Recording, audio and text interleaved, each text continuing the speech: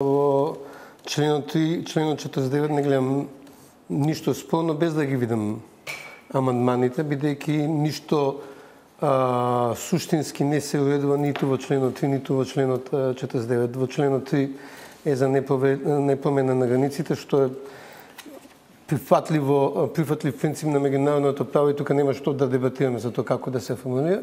А членот 49 дека покрај тоа што Македонија вика дека ќе се грижи за македонците во соседството, тоа не го прави.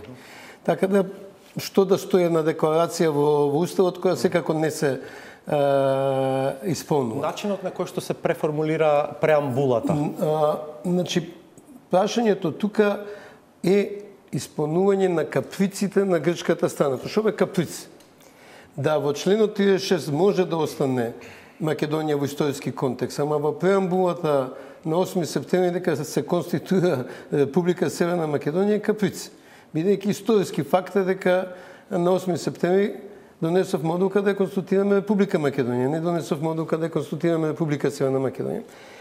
И за мене клучната критика на целиот договор е всушност дека станува збор за конечен договор кој не е конечен.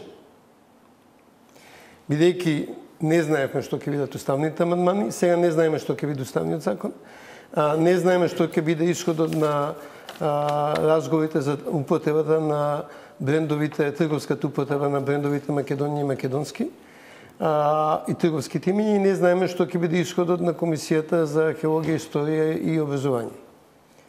Ово го кажувам во контекст, ќе излезам од уставните амандмани, дека и да не многу инсистира на тоа дека ова ќе создаде стратешко партнерство и пријателство кое нема да биде.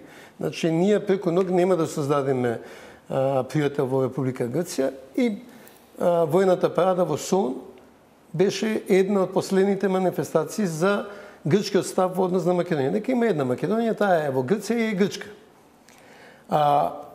Земајки го тоа во предвид. Земајки во предвид дека обично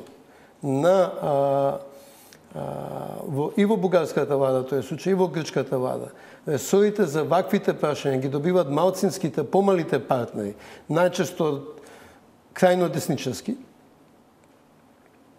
Прашањето е дали овој договор, наместо да го ослободи баластот на спорот за името, ќе не оптеретува наредните 10 години, пошто времето за спроведување е 5+5.